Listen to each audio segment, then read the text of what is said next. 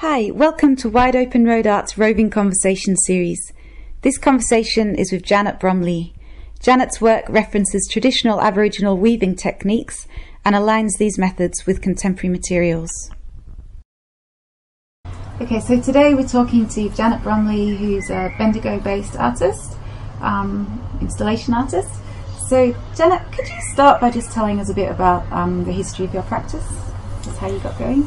I started at university as 5 years ago as a painter and in painting and drawing, and about halfway through the first semester they started pushing us to experiment, and I just went straight back to what I did when I was a kid, which was building things. And I was really surprised that I was allowed to do that. But I'm also Aboriginal, so sometimes that lets you get away with things. So I started building, weaving, making space, and I found that, like, this whole room, this is awesome to be allowed to do that. So I've been doing that type of work ever since. Yeah. So going back really to my traditional roots, I've always done those type of creative things. I have done a little bit of work that I've sold, but not very much. I've worked all my life. I was a single parent. There wasn't time to do those things. But my house was the odd house that had weird stuff hanging on the walls and things in the garden that were, you know, wooden structures for no reason whatsoever. And so those are all the background basis. My grandchildren in Melbourne know that when we go to the sculpture park, that the last thing that we do is build a village out of sticks on the lawn. Oh, fantastic. And we're getting quite elaborate now, and we have, you know, the outhouse and little wood piles and all those, and we leave it there for the ants. So it's just, I guess when you get older, you can do one of two things. You can start to think about retiring and stopping, or you can start. There's so many experimental things you can do these days, and this is my experiment. It's pretty awesome. So do you think that the art making was always there? It's just that sort of life circumstances didn't let you explore it fully? Yeah. So that must feel good. Does that feel like you're sort of finally honouring a part of yourself? Yeah, absolutely. Yeah. Yeah, absolutely. Where did you grow up? Are you from Bendigo area? No, I'm from South Gippsland. We lived on a farm. Great. Which was our whole life for quite a long time. I can remember not having a car when we were small. I can remember when we got our first car. I wonder how you survived. And I'm that old, I can remember the Iceman coming with the big blocks of ice to put in there. Thing, so. But we had free rein on. You had free rein on the farm. We could when we left the house, we could go, except for two sheds, which I always snuck into, but we could go anywhere on the farm. How big was the farm? Do you remember? 350 acres, and it was on the edge of the Strzelecki, so it's like these big dips and. Oh, it's so beautiful over there. Yeah, it's gorgeous down there. It's lovely, and it gets rain too. Yeah, it gets wet. So as Aboriginal people, we had nothing to do with that conversation. Okay. We knew because there was lots of sort of bits of evidence. My grandmother refused completely to talk about it. Okay. She was very Aboriginal. Okay. Now we look at it. Yeah. So it's only just till recently that I introduced my mum to her cousins. Wow. And they knew about my nan and told my mum stories about my nan. Mum's 87, so yeah. And I think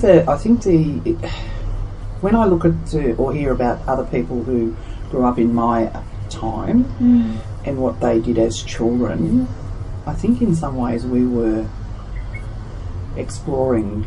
The things we were allowed to do were quite interesting. You know, literally leave in there. And people talk about that a lot. You go out and you know, come back when it's dark. But we were on a farm with snakes and dams and you know, all sorts of stuff going on. So we literally go miles and miles. No mobile phones down to check the where creek you're at. and build dams and make mats. We were weaving when we were really little because had to sit on something when you went down there, And building and making. people were teaching you, or were you self-taught, sort of exploring? We were self-taught. Yeah. How many kids were you? There were 7 of us. 7. Nice. You always had to bring the small ones home with you. So that's what I'm doing now. That's exactly the same thing. And in my Masters, I'm contemplating doing... Oh, I was in the Enlighten project in Bendigo, which was a projection project that was just before White Night. Saw And that one. It was lovely. my work stayed up in White Night, which was pretty awesome. Yeah. Quite accidental because it was in the right building. Yeah. But it was very good. Yeah. And I did that because I really love to experiment with new things, and the projection really interests me. So lots of people interfere with everything about the projection within the projection, but I'd rather do that from outside.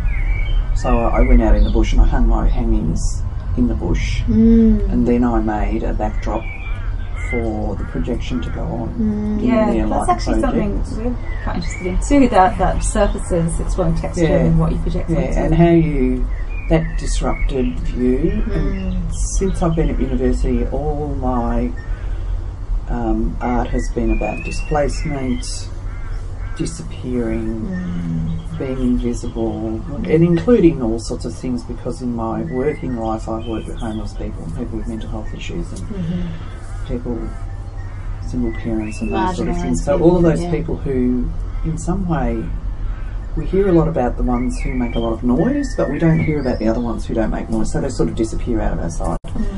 So talking about those sort of things, talking about my Aboriginality and not being connected to that, is always somewhere in my art. And doing installations is a really cool way to be able to do that.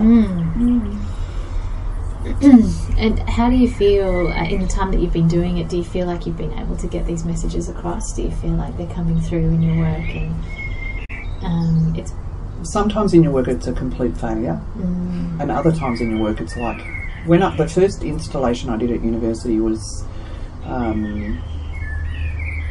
quite a big area and had 20 or 30 hanging pieces. Women always talk about my work as being having some otherness to it.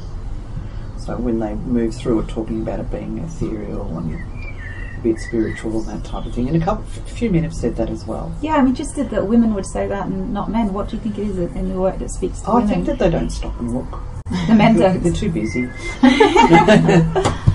They're more... I think that men are more... as a general, men are more concentrated on building and structures about, surrounding us and making us safe and keeping us in place. That's their whole being is about a completely different thing than women are, because whether we have children or not, our purpose from the start is to be the nurturer of children. And if you're going to nurture somebody and help someone grow, you have to be more encompassing of other things. Do you see that in the work that you look at? Like, by and large, do you think that women's art tends to express that maternal nurture thing in women's art? You can read that into a lot of women's art, but I don't necessarily think that all women do that. Yeah. And there are some men who do that as well. Yeah. And particularly people who go through the process of university, because you're being pushed all the time. You can't stand still, you can't just say I'm a painter and that's it. That's not the purpose of it. The purpose of university is to say, to make you think. Do you think the nurturing comes through in your work? Is that something that's...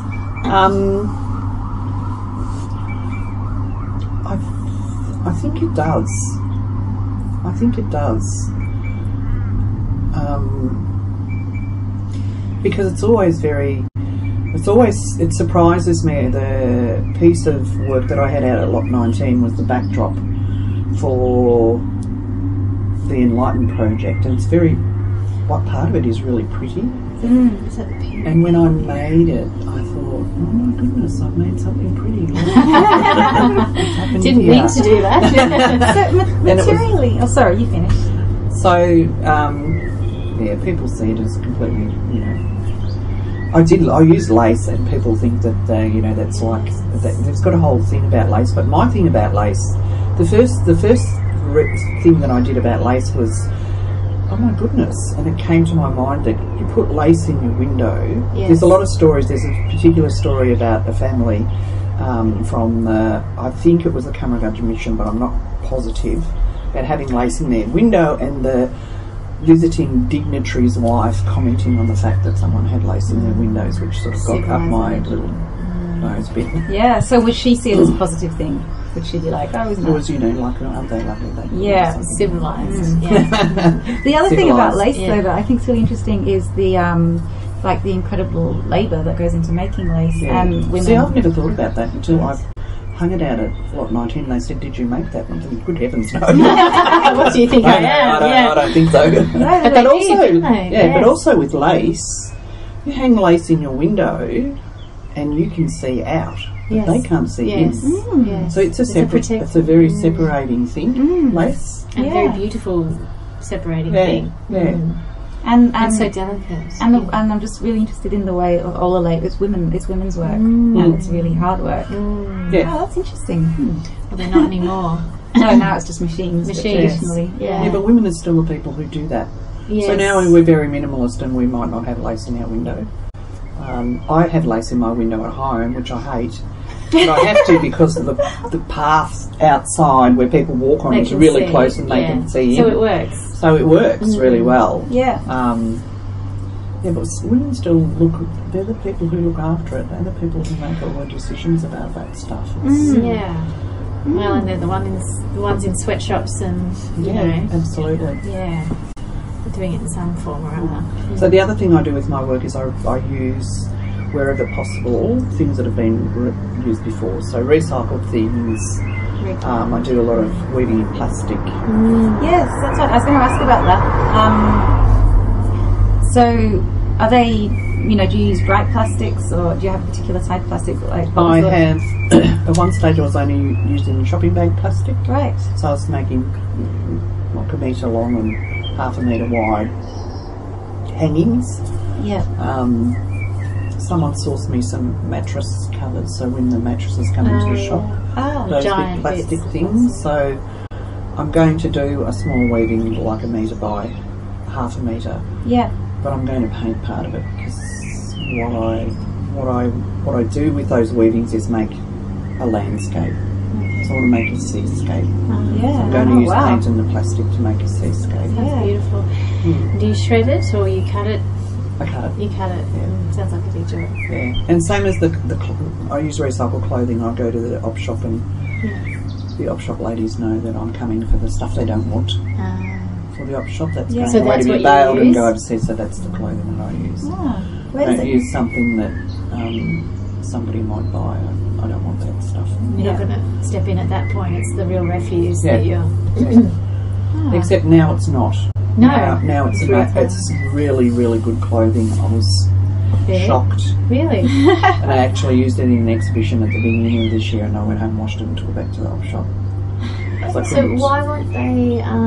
Because it can only stay in a shop for a period of time. And then they get rid of it. If it's in there 3 months or 6 months, it all goes away. Most of it's baled up and goes overseas to be shredded for stuffing. Does it? Wow, okay. They don't even... they don't even give it to poor people when it goes overseas. It was really disturbing last time when I did this collection. The op shop that's right near me, I can tell you that they just stick it in a big skip out the back, and the truck just comes and takes it off to the tip. Really? Yeah. That's where all the stuff goes. Yeah. And it's not bad clothing. I mean, there was stuff that I got in these that was going to bales and still had tags on them. I took a whole pile of Miller's pants to my mum and said, "What do you mean you do this?" Yeah, you must find incredible stuff. Yeah, and it's very disappointing. I was shocked last time. Yeah. And I did these 3 big hangings, which were queen size bed sheets that I could have taken home and washed and used. Yeah. There's nothing wrong with them. And I thought, wow, oh, you're really bad, aren't we? So that's interesting, though. That's obviously something that that you think about in your practice, is like the end. What do you call it? The end life sort of thing. Like, where things end up. Yeah, which is good, because we've been talking recently a bit about how actually art is quite guilty of creating a lot of waste. You know, like it's like, oh, it's art, so particularly installation art. Yeah, particularly installation art. It can be hard. Yeah. That's something that I'm just trying to grapple with a bit at the moment, because I think I've been probably not as conscious as I could have been, trying to be more so. Well, but there's also that other thing that we do as well. So if you're, when I was working in a mental health service, a community managed mental health service, there was an insistence that everything that you give to, give for giving out to people had to be new. Because it's insulting to give a person who has nothing. That's so silly. But now you go to an op shop, and a poor person can't go to an op shop because they can't afford to. They've got much more expensive. There's only about 2 in Bendigo where you can actually go and buy things for almost nothing. All the rest of them are really expensive. So we've sort of taken out that part. You know, there's so much stuff rejected now because it's not good enough to give to someone who doesn't have. And I wonder what they think about that. You know, is it the way we're presenting things to them? but I really struggle with that a lot. Yeah, I was just going to ask about the politics of your work. Like, clearly there's a strong environmental concern, but there's a social concern for people, like you say. How is that process for you, working those issues out through your work? I guess a lot of the stuff that in my thinking, one of the things I said when I decided to come to do art at uni was, this will be a place where I'll be able to say all of those things that I always wanted to say. Yeah, great. Because I also have a bit of a philosophy about you can't actually change people. You can only educate them and give them information and hope somewhere along the road that they change. So I get a lot of flack for, I did an installation that was, just the whole room was covered in recycled, in old clothing from the op shop. And there was an article that was titled something like, nobody wants your old clothes anymore. And talking about the mass of stuff that's going to op shops and what do they do with those things. So I had this sign up. I got flack from all sorts of people. Really? Why? For starters, about why did I have all this good stuff in there for starters. And I was the deliverer of the message that, the op shop actually can't keep this stuff forever. Go to the op shop and buy it. And they're saying, op shops, they shouldn't be doing that, and they should be this and that and something else. And people don't think they don't think about the big picture. They only think about the impact for themselves. And I've always been a big picture person. So I know the op shop can't keep it forever. And I know the op shop will... They need to be businesses now as well, which is a bit sad. They're not the same as what they used to be. There needs to be, once corporate thinking comes into something, there has to be some return. Whereas before it was run by the church and it wouldn't be any return. And look, really and truly, you can go to Kmart. Don't go to the op shop. But it's not just supporting the whole landfill. Yes. So I'm always talking about that. Some people see it and some people don't. With the enlightened thing, a friend of mine said, "Oh, you're creating so much confusion, Janet. They all think it's like the hanging rock girls that disappeared. They're all looking for them." Really? from the story. Okay. It's amazing what feedback you get. Well, and the other thing is when you people are walking through like that and someone says it, the other person who's walking past it, they hear that and then they think, oh, that's what it's about, and then the next person. So it's like a little thing that rolls on. Nothing's ever static. No. Everything's always connected. And the work can take on a life of its own. Yeah, absolutely. Yeah. So you said that you can't change people, but you can make art which can help people think in certain ways, and potentially they will change. Is that for you an important function of art, or a role of the artist? Yes, absolutely. Yeah. Yeah, absolutely. Providing an opportunity. Yeah. And do you think that's a criteria for work to be successful? It's probably a criteria for it not to be successful. That's a good point. It all depends on your audience. And prior to this, I was talking about me. When I went to university, I knew as an older person and a female that if I didn't network properly and if I didn't connect with properly and people didn't know my face, that I wouldn't get anything out of being at university doing art except a bit of personal satisfaction. So I needed to make sure that I was visible. I'm very visible in Bendigo now. How do you do that? You go and drink wine and eat cheese at the opening. Really? That's easy and lovely. But it's really hard. Lots of art students don't do that. You have to do that. And you have to also be brave and go up and say hello to people. I think that's something that you get better at as you get older, actually. Yeah. I've been talking to people a bit about this. No? I've always been a bit of an introvert. It and I've depends also on your temperament, doesn't it? and I don't have a temperament. I don't do small talk. I had to learn how to do small talk when I came up here because you can't not do it. Yeah. Yeah. And has that's worked, do you think? I think so. I'm pretty well known around as an artist. So do you think that you said that you had to do that, it was imperative because you were an older woman? Do you think that if you were younger or a man, that would have been less important? Yes. Yeah, absolutely. So do you feel... but I also think for young women it's also hard as well too. Yeah. But being older makes it just there's a whole lot of tick boxes and I tick all of the boxes. So now that you've done that, you've networked and created something of a community, is that important to you, the artist community that you've built? And what does that bring to you? I think you need to be around like-minded people. Yeah. So I've spent all my life thinking that I know that I'm Aboriginal, but I don't know anything about it.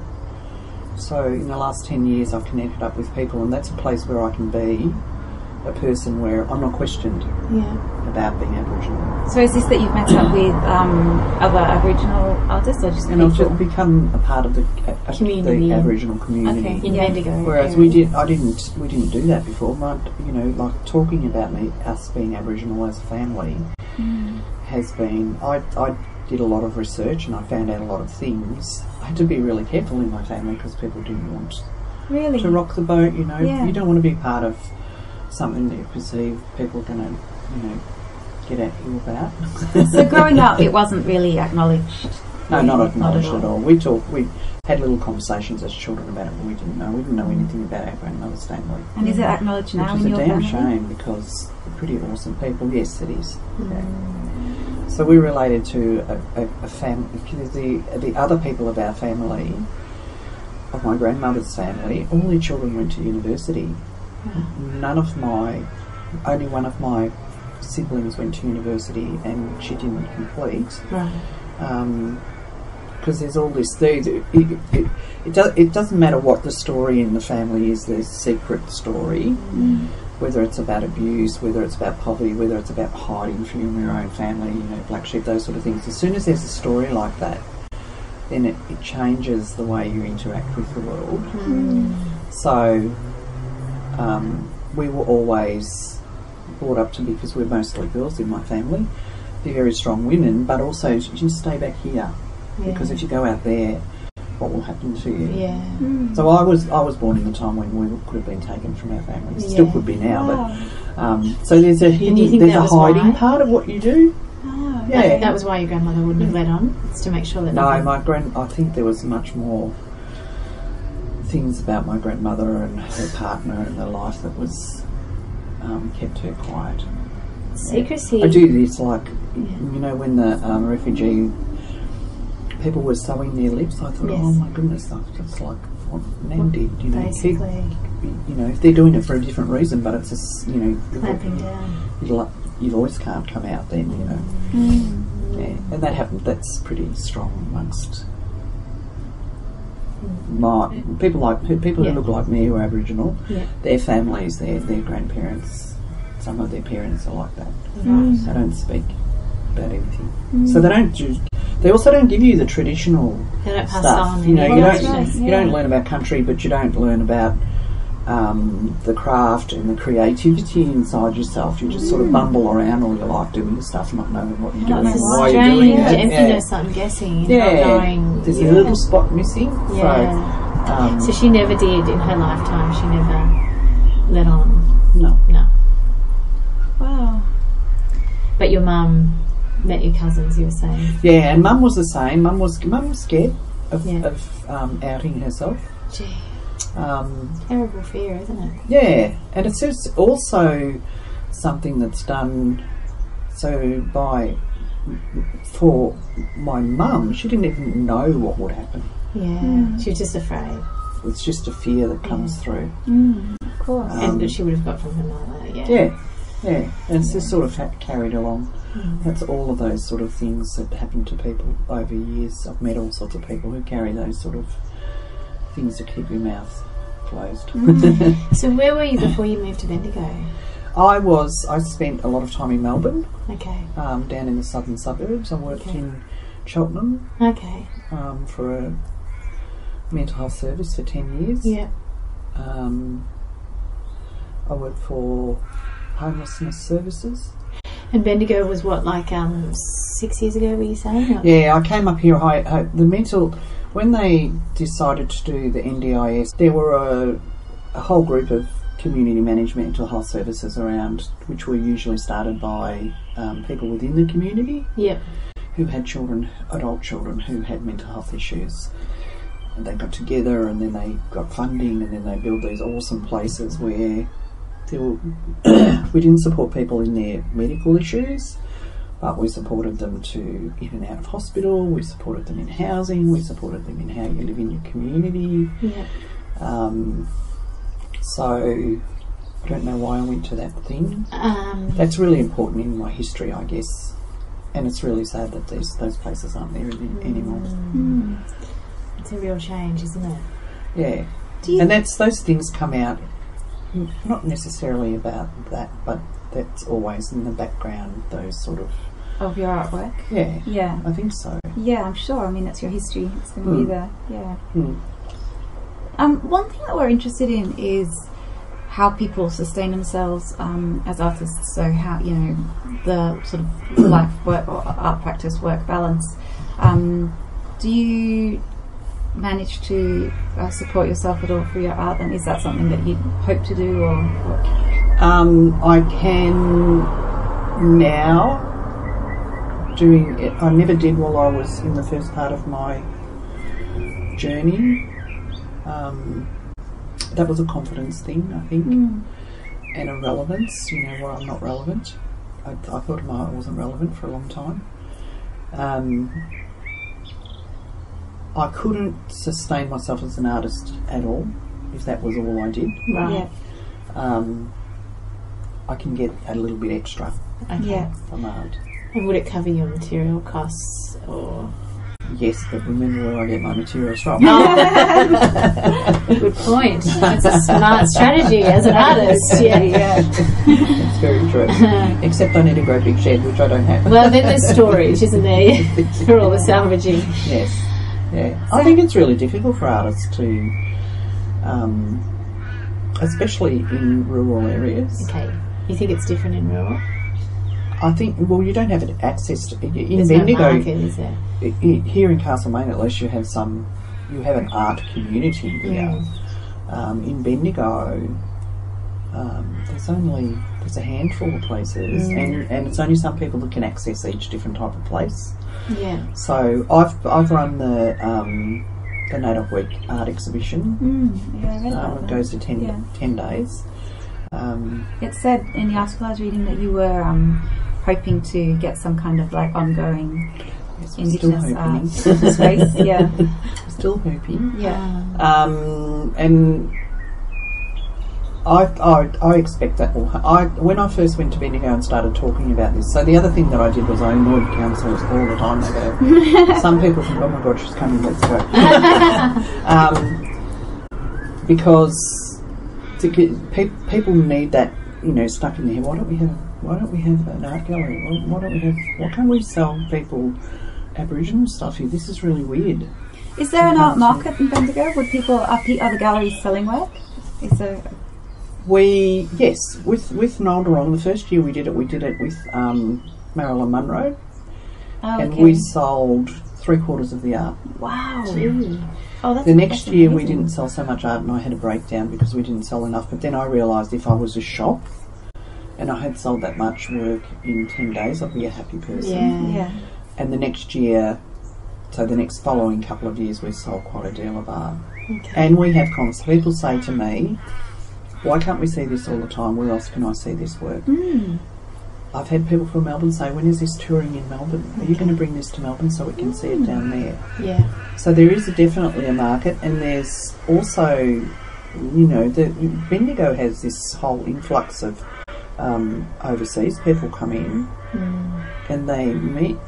If anybody tells them, can I buy some Aboriginal art? Where can I buy it? It's good in Melbourne. Yeah, right. Okay. You can't buy it here.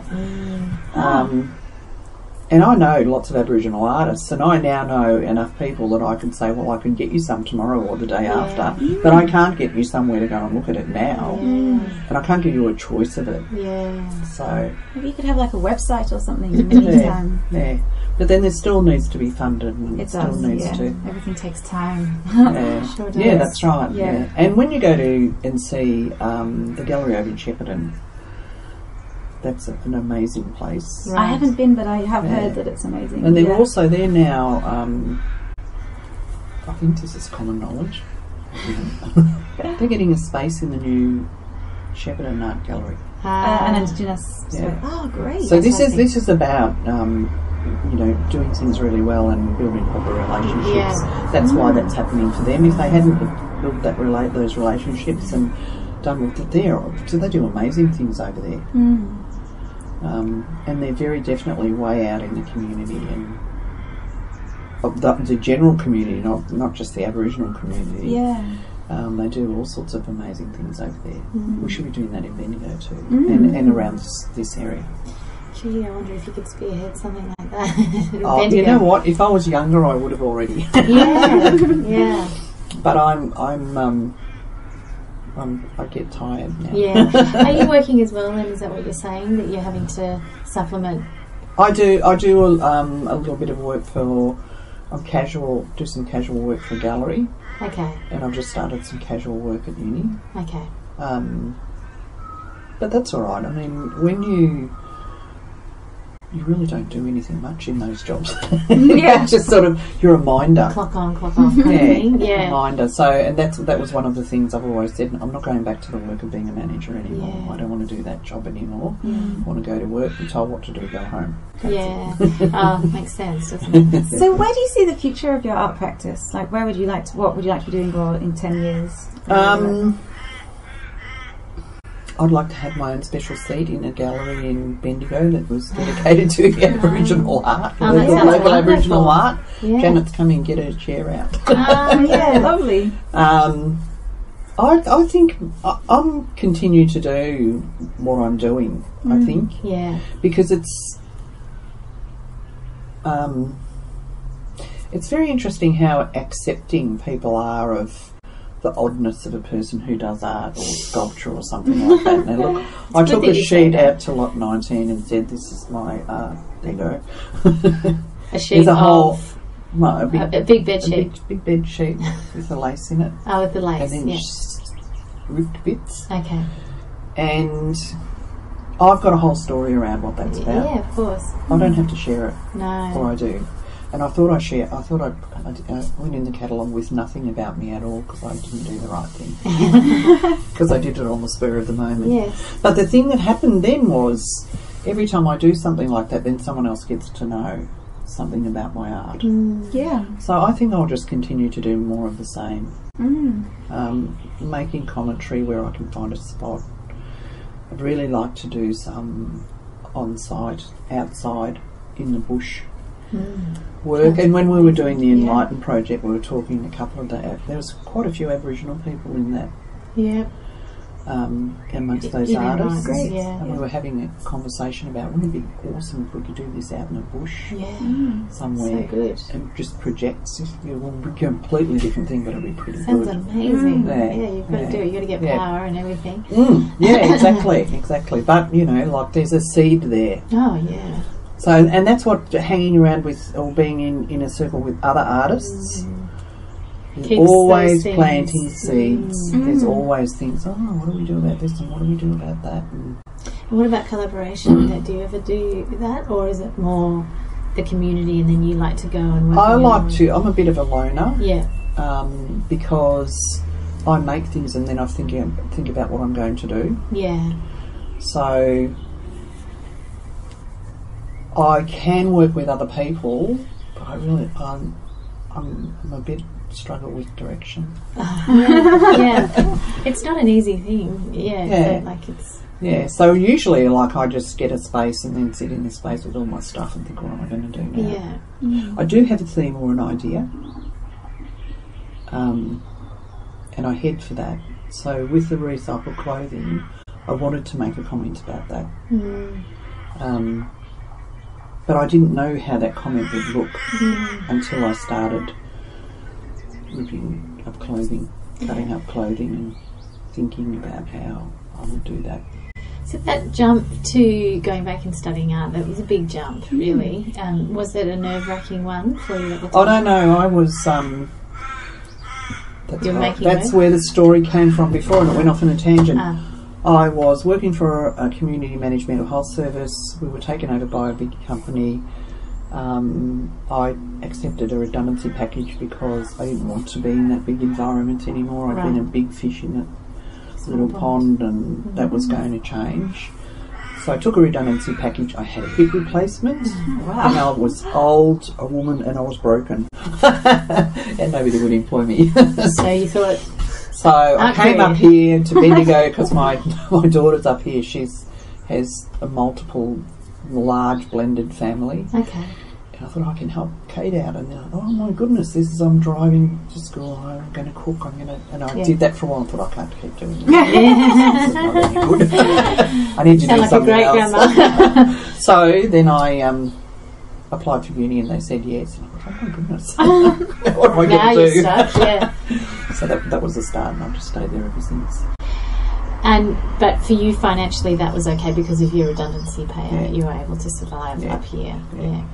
And also, I'm a pretty minimalist person. I don't spend. I don't have all that many things to spend on. I've got all the things. I bought a car. Okay. I bought a new car for the first time in my life. With the package. Yeah. So that was the most important thing, so that I could be movable. Yeah. But I had all the other stuff. You were fine for housing. I know where the op shop is. Yeah, there's a few in Bendigo. Yeah. So I don't look for material things. Yeah. Yeah. Maybe the simplicity of your youth helps in terms of knowing how to have a good life without lots of stuff. Yeah, yeah. And the focus, I'm way older than the people who started to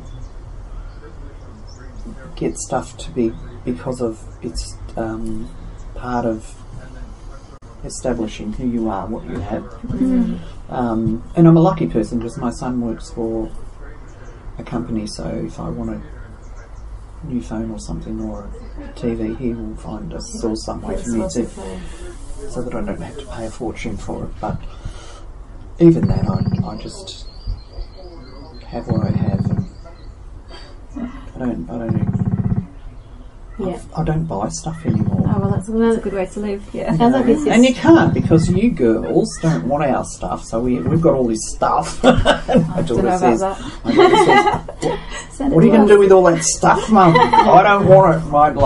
She's going to throw her out or up. No, we live in op shops, so yeah. Do you? That's how we get by. We're creatives as well. So. I have one very small granddaughter who fossicking around in my cupboard the other day, and she said, Nan, look what's in here. It's a Royal Dalton cup and saucer, and she's the first person who ever read. She brought it out, and she's looking at it like, I don't know why she did that. That's Some- nice Something that in she her personality, and I appreciated thought, it. oh, you're getting that, and I'll pack that Yeah, up. I'll just write that one down.